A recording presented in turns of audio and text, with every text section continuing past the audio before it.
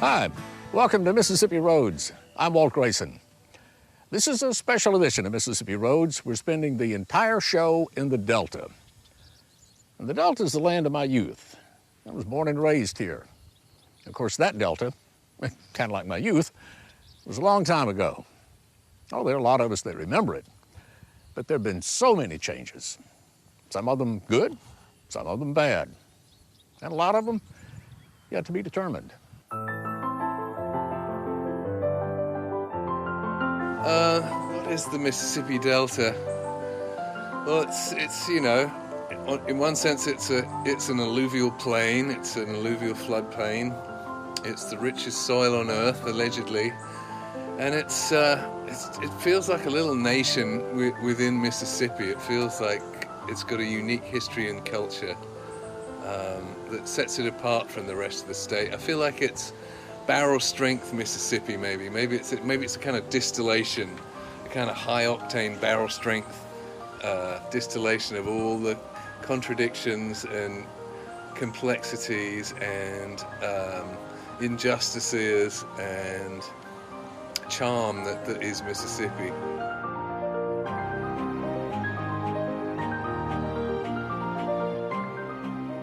Okay, we're taking a quick detour from the Delta, but to make a point, and we'll draw the illustration from geology. Several years ago, we went west here to some national parks, and our tour guide was a retired geology professor who explained to us that the strata we were seeing sticking up as mountains was formed as sea bottom. And he always tried to impress on his students that what we see today wasn't like this a million years ago, and won't be like this a million years from now. He was talking geologically, but, sociologically and geographically, or people and the places where they live, change too. Well, in kind of a narrower sense, the Delta is just like that. 50 years ago, it wasn't the way it is today. 50 years from now, it won't still be the way it is today.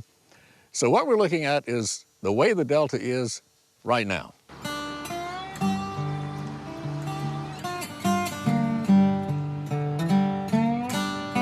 With the Earth, it's the forces of nature that shape the landscape. Earthquakes, volcanoes, floods, erosion. With the Delta, it's the people who make the changes. And it will change. You can't sit still. The proposition for the Delta is, will it change for the better or for the worse? And the answer lies in the attitudes of the people living here who are, like it or not, going to determine the future by their choices. And somewhere it says, you reap what you sow. And that future for the Delta, and for everywhere else for that matter, is being sown right now. The Delta is the world's newest habitable landmass. Not much happened here until after the Civil War. Before then, the rivers were the highways, and very little of it was cleared. When you look at the time that the Delta was really opened up and cleared, which was about the turn of the century, 1880s and 1890s, that's when the railroads began to nudge down in here. There were no highways in here. Brent family used to run packet boats up the Yazoo River and Deer Creek and all like that. That's the only way you could get into the interior of the Delta. So as they began clearing the Delta, it was the last bottomland hardwood forest in the country.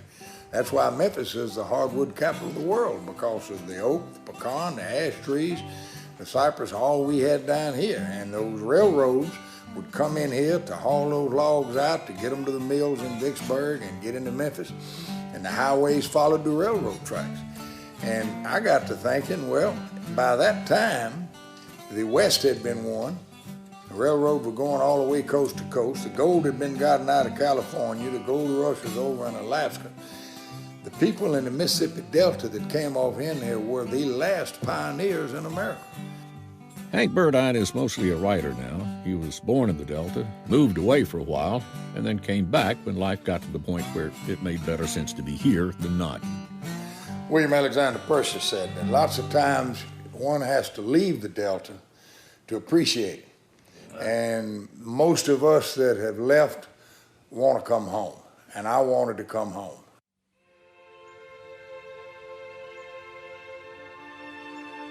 Richard Grant is also a writer. He was not born in the Delta, but spent a year here as an observer.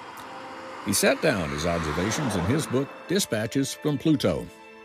Pluto Plantation south of Greenwood being the place he moved to. The book recounts his experiences learning about water moccasins and mosquitoes and people and places. The landscape of the Delta, well, its prime characteristic is its flatness. What people call a ridge, like Holly Ridge or something like that, what people call a ridge in the Mississippi Delta is barely distinguishable with the naked eye if you come from a hilly place.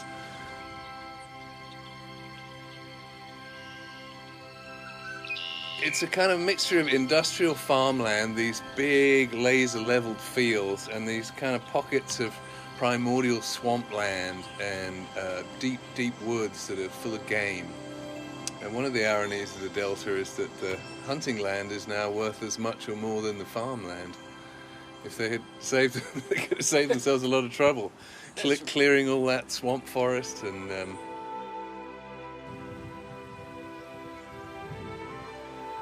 I like the South Delta. I think the prettiest road that I know is the one that goes up from Satasha up to Rolling Fork. That's a beautiful stretch of country. And I like the cypress breaks and the rivers. And the way the light falls in the Delta gets you, especially in summertime and spring, you get this kind of hallowed golden light that sort of burnishes everything. It almost gives things kind of a magical glow when it's doing its thing right. I think the skies are very beautiful in the Delta.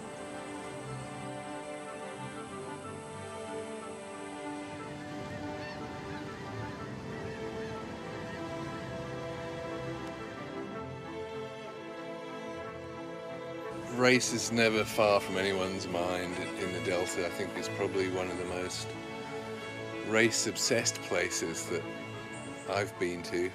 I wouldn't say that race obsession translates into racial hatred, but it's just everyone is obsessed with race, and the color of your skin defines you immediately and thoroughly and often determines your future.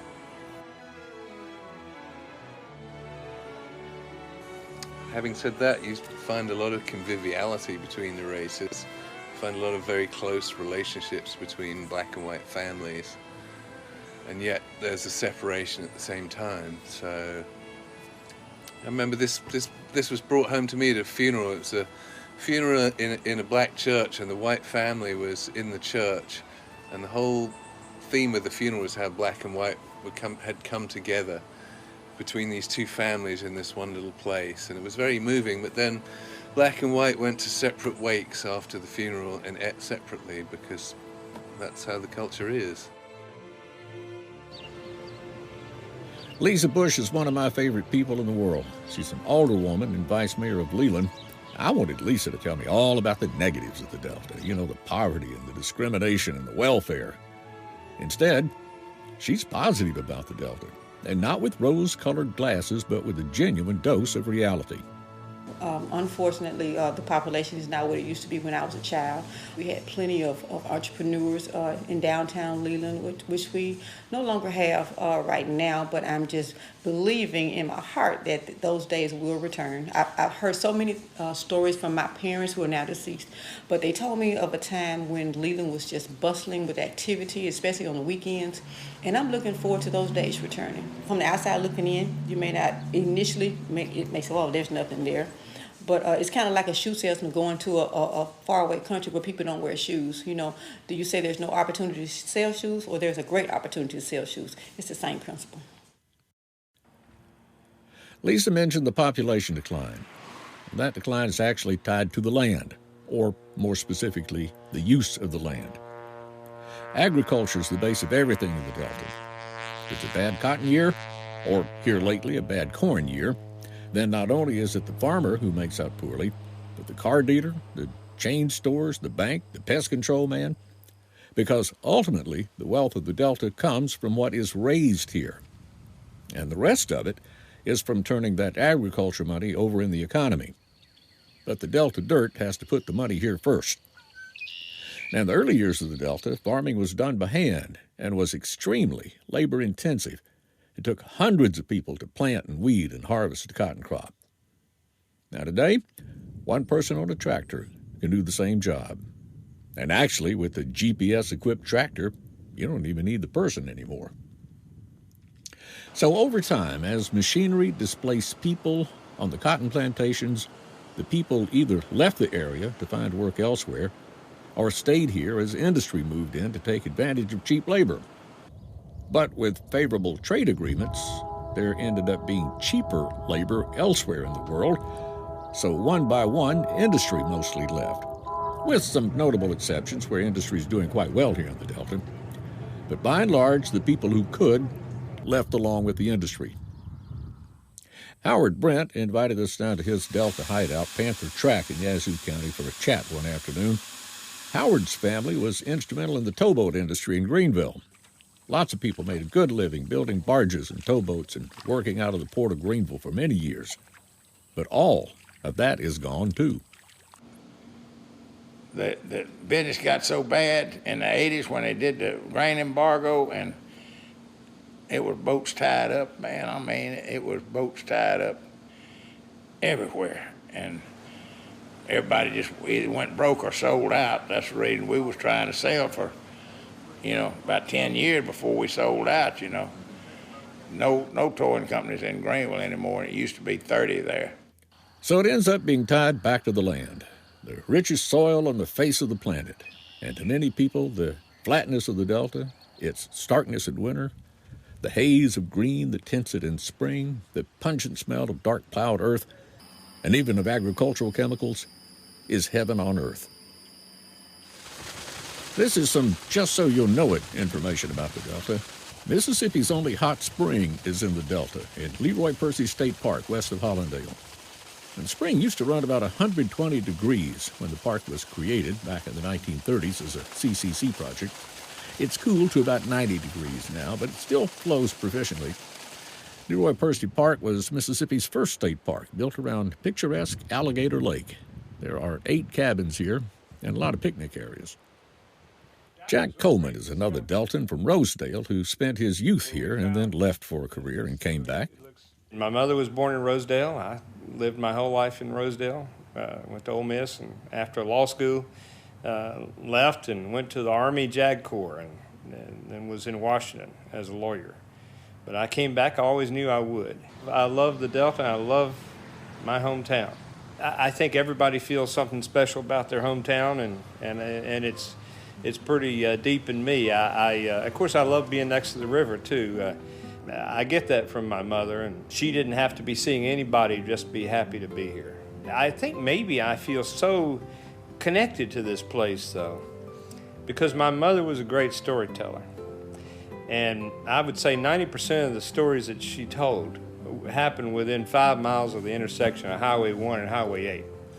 So somewhere in this vicinity. So even if I wasn't alive when this story happened, you get a sense of the place. I think Jack Coleman brings up an important aspect of the Delta when he says he has a strong sense of place when he thinks about it. Maybe the Delta is more than just a physical place, when you can pick out on a road map.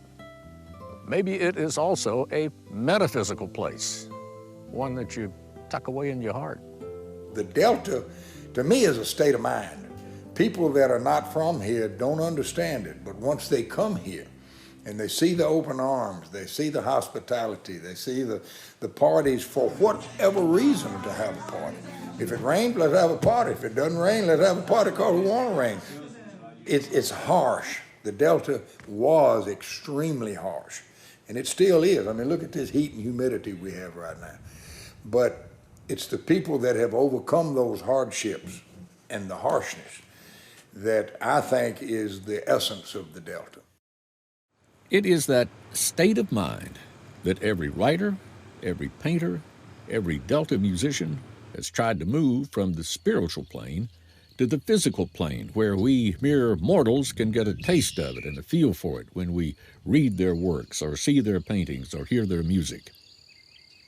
William Alexander Percy is one of those writers, known primarily as a poet. The Greenville, son of a pioneer Delta planter and U.S. Senator Leroy Percy, also penned his memoirs of the deepest mores of the caste system of the first half of the 20th century of the Delta in his Lanterns on the Levee. And another Greenvillian, David Kahn, may be the most oft-quoted, least-known writer on the planet. It was Kahn who defined the Delta as beginning in the lobby of the Peabody Hotel in Memphis and ending in Catfish Row in Vicksburg. Lots of people think Faulkner said it, and Faulkner quoted Kahn. But why do so many writers and musicians and artists come from the Delta? Well, maybe it's just something about the contradictions of the Delta. The flat, featureless land that is also so seemingly beautiful at the same time. The richest soil on the planet underfoot, with some of the poorest people in America living atop it. The love and simultaneous suspicion between the races here, and how love can do you so much harm is pretty much what every Delta blues song is about. So much about the place needs to be explained, and Delta artists try to do that. Ellen Douglas wrote a book called Can't Quit Your Baby. And it comes from an old blues song by Willie Dixon. It says, I can't quit your baby, but I gotta put you down for a while. The Delta is known around the world for the blues musicians who live or lived and are buried here. The music they created comes back to us in the creations of popular musicians who were inspired by them. Now, for instance, the father of country music, Jimmie Rodgers from Meridian, took Delta blues themes and married them to string band rhythms. Then Elvis Presley and a lot of other rock and rollers took country music, heavied it up with another layer of blues, switched rhythms, and called it rock and roll. The Delta's recognized its blues pioneers and musicians with the statewide blues trail. All that comes after the fact that tourists, especially Europeans, have been coming here for decades, finding the juke joints and grave sites on their own. And we still could probably do a better job of marketing. I mean, I meet tourists who, they hear about the Blues Trail, and so they go to, say, Bentonia, they go to the Blue Front Cafe, or they go to see a blues marker in some little town in the Delta, but those people, they can't even sell them gasoline. It's like, there's just no stores. There's no way to profit off that because those towns are just so poor and there's so little there that they can't even make any money off the tourists that do show up. Well, the poverty of towns in the Delta goes back to agriculture again. Farming changed and needed fewer people. People left. Money left with them. Payrolls and the tax base. But that's not the end of the story. Now, for a long time, it was thought it was going to be. But people are beginning to write new chapters to the Delta story with creative thinking. I think one of the things that folks everywhere have to do, but particularly us in the Delta, because we have suffered from depopulation, which was really brought about through the mechanization of agriculture. So it's been going on many decades. Today, we have new trends. We have quite a number of people who've moved back to Rosedale because they've retired from where they were. There are a lot more people, I think, who would be interested in being here if we did a little bit of tweaking of our infrastructure and our housing situation so that this would be a great place for them to be. Today's retirees around the world, they're interested in nature. They're interested in history. They're interested in authentic experiences. It's one of the reasons everything that we're doing downtown is restoration of historic buildings. We want to keep this sense of place that's here. Particularly for our former Rosedale residents. We want them to not feel like they're in a strange place when they come home. Therein lies the hint at how towns and cities are going to come back, not only in the Delta, but anywhere they need a boost. First of all, towns aren't going to do it. People in those towns are going to make the comeback. Jack plans on turning downtown Rosedale into a distillery with associated businesses to accessorize the main industry. I started thinking about two things. What could I do in Rosedale that would make money and that would help the community? Another part of my brain was paying attention to the craft distilling movement. And the Delta's ripe for people with ideas who need places for them to hatch. You'll find, like Jack found in Rosedale, old department stores and furniture stores, empty, with plenty of square footage, ready to be put to another use. Old stores are already being converted into inns and B&Bs in some places. Louisville is an example of a town reinventing itself, or being reinvented. When the leadership of North Sunflower Medical Center decided to expand and modernize instead of simply shutting down a decade ago, it didn't take too long for the downtown to shift itself too. In all likelihood, the car dealerships and jewelry stores aren't coming back, but instead of looking back, Louisville now has service clinics that augment the medical center. So there's stuff to do in the Delta, but it won't be what was done there 50 years ago. And the ideal would be a happening economy set in the haunting landscape of the Delta. I'm not the only one who's positive about the Delta. But it can be done. I just believe that we have to change our mindset. And if the mindsets of the people don't change, then situations won't change. I constantly say this. I talk to children in the school system a lot. And one of the questions I ask them is, do you want to live here forever? And no, nobody wants to live here. So I begin to ask them why. And they tell me all of the reasons why they don't want to live here. This is not here, this is not here, and this is not here. I said, well, do you leave Leland to go other places to have the things that you desire? And of course the answer is yes. I said, well, what's wrong with you pulling your resources together, putting your minds together, and bringing those exact same things that you're traveling away from Leland to get, and bring them here? I said, now just like we'll leave here to go other places, people from other places will leave where they are to come here to patronize us. But it takes a mindset. You have to believe and want to do that. Lisa's husband, Judge Cedric Bush, sees it that way also. Life is choice-driven, and you live and you die by the choices that you make. Not anyone else, but the choices that you make. So it's all about choices. Well, it's like we said when we started out on this Delta Odyssey at the beginning of the show. The Delta wasn't like this 50 years ago, nor will it be like this 50 years from now. This is what it's like today. And it will change. And it won't be the elected officials who change it. It will be the people who live here. Hopefully the people who love it and can see the future of the Delta and not just look back at the past. Yeah, well, everybody left the Delta that could. And in the mid-90s, I did too. But when you leave, you take the Delta with you. And that was one reason that in my tenure in Colorado and then down in Florida, I was always wanting to come home. Everybody has a gift, everybody has a talent. And a lot of times we hear people complain about, there's no work here, there's nothing here to do, there are no jobs. Well, my thought is this. If there's something you love to do, and there's something that you would actually do even if nobody paid you, that's a clear indication of a business you could start. I do think it's good that I had lived away and I came back. I saw what I thought was valuable and important, and I also saw things that needed to be changed. And I think people maybe who live here the whole time, or any town, get used to it. And they get thinking, well, this is always the way it's been. Nothing can be changed. So I think the more communications, the more we intermingle, the more we sit down at the table and come together and agree on terms, then I think we can be much better as a race. Because one thing about it, God made one race. It's a human race.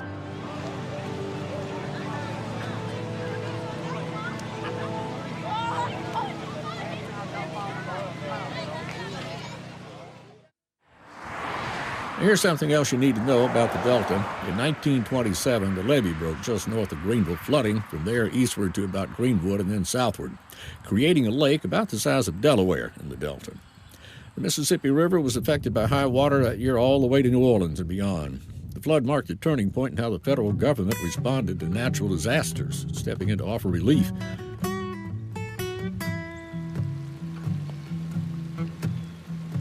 Well, that's a taste of the Delta, nowhere near an exhaustive study. Now, for instance, there's the growing metropolitan part of the Delta just south of Memphis with its A-plus rated schools and jobs that people from Mississippi and Tennessee are flocking to. Never had time to get there, but it's there right now, not off in the future somewhere. No, the Delta's too complex to squeeze into just a half-hour TV show. And trying to define the Delta in simple terms is like the physicist who's trying to come up with the unified formula for the universe. Only the Delta's more complicated. with all of its levels of society and culture that overlap and are dependent and interdependent and independent from each other all at the same time. Played out on the flattest landscape you'd ever expect to see anywhere. I think there's a kind of a zest for life that I found there, and I found a sense of fun. I mean, it's hilarious storytellers around every corner, incredible music in the churches on Sunday. The food is very rich and delicious, and will pack the pounds on you in a big hurry.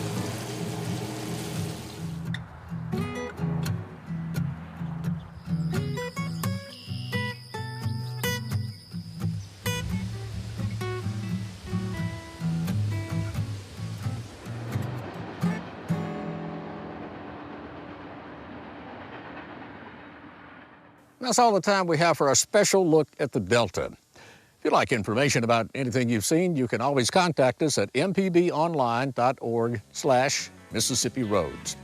And make sure you like our Mississippi Public Broadcasting Facebook page. Till next time, I'm Walt Grayson. I'll be seeing you on Mississippi Roads.